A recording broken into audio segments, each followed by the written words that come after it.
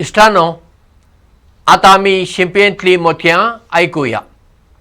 मोगाच्यानो, आता आम्ही शिंपयेंतलीं मोतयां ऐकूया. लुडविक बिथोवन वो पाश्चात्य संगीतान फामाद.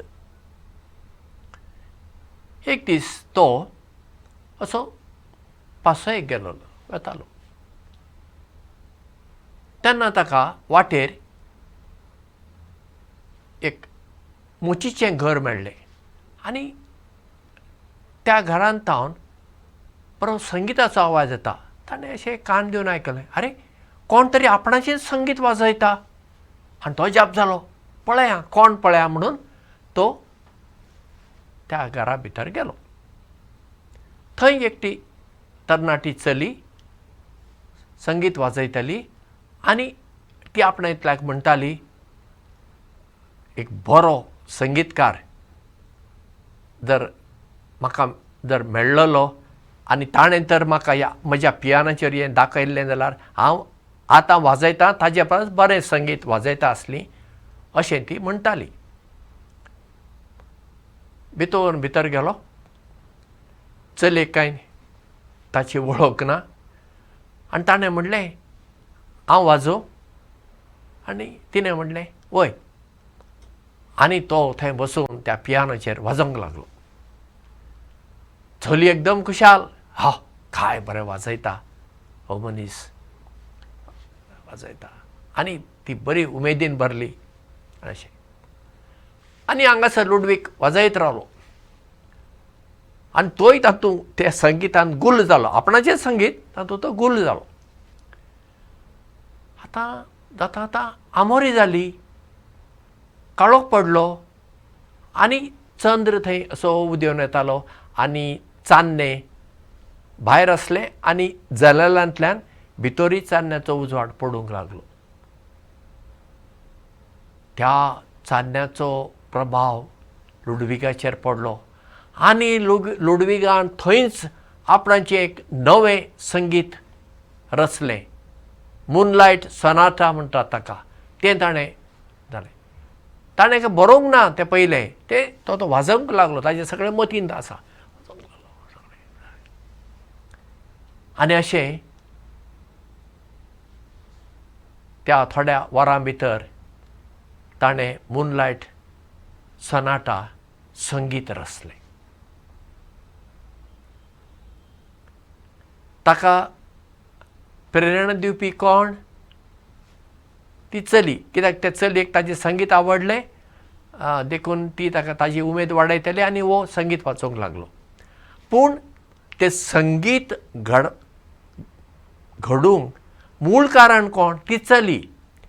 कित्याक ती चली थंयसर संगीत वाजयताली आनी वो ती थंय भायर रावन आयकतालो आनी तिणें म्हणली उतरां कानार पडलीं, बरो एक संगीतकार म्हाका मेळ्ळलो जाल्यार आनी ह्या पियानोचेर हें संगीत वाजयलेलें जाल्यार हांव आजून बरी संगीतकार जाता आसली. म्हणजे तिणें लुडविकाक, बिथोवनाक आदार केलो आनी बिथोवनान तिका आदार केलो. बिथोवनान भितर वचून तें संगीत वाजयलें. जेन्ना आमी पळया दुसऱ्यांक आदार करूंक वेता, ताचो फायदो आमकांच जाता. तितली आमी भितरल्यान ग्रेस्त जाता, उदार मनाची जाता. आतां पळय, लुडवीक येदो व्हडलो फामाद संगीतकार. 11 वर्सांचे प्रायर्तान तो संगीत शिकतालो. आतां ती चली सामकी आतांची संगीत वाजयताली. ताणें वचून थंय तितलो वेळ कित्याक बसूंक जाय आसलें?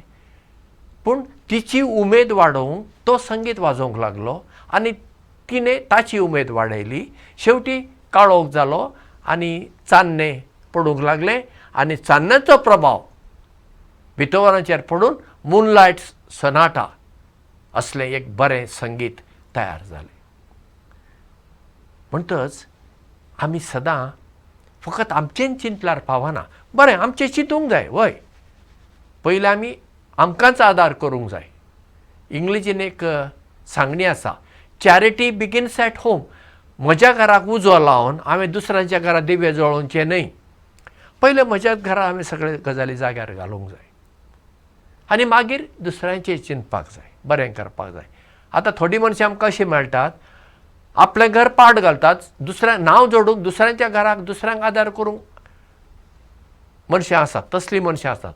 आनी थोडीं मनशां आसात तीं आपणाचें सगळें बरें करता पूण दुसऱ्यांक हातभार बोट लावची ना, तांकां मनूच ना.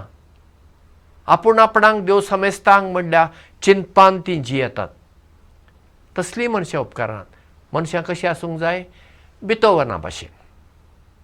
आपूण जिवितांत वयर सरता तेच बरोबर दुसऱ्यांकूय वयर सरूंक हांव हातभार लायतां. तसलीं मनशां आमी जावंक जाय. तेन्ना आमचें जिवीत अर्थाभरीत जाता. आमच्या जिवितांत एक अर्थ येता, एक वेगळेंपण येता. नाजाल्यार कितें फायदो? संवसारांत आमी कशेय भशेन दीस काडपाक जाता, कशेय भशेन दीस काडून कांय फायदो ना. खरें अर्थाभरीत जिवीत आमी जिवंक जाय. चार चौगांक आमी आदार करूंक जाय. आतां आदार म्हणजे पयशांचोच आदार करूंक जाय अशें कांय ना. कोणा खातीर आमी वेळ दिवं येता, कोणा खातीर आमी आमचे कान दिवं येता, म्हणजे आमी ती दुकान आसा ती सांगतात आमी आयकूंक येता. कोणाकय भेट दिवं येता, चड करून पिडेस्तांक भेट दिवंक येता. कोणाक आमी बरें मार्गदर्शन करूंक येता. विविध थरांनी आमी दुसऱ्यांक आमचो हातभार दिवं येता, आमचो सहकार दिवं येता. आनी जितलो आमी दुसऱ्यांक आमचो आदार दिता, हात दिता, तितले आमी दिसान दीस गुणांनी, देण्यांनी ग्रेस जायत वेतल्या. आनी तसलीं सुगुणी मनशां आमी जावया. देव बरें करूं आनी मोग आसूं.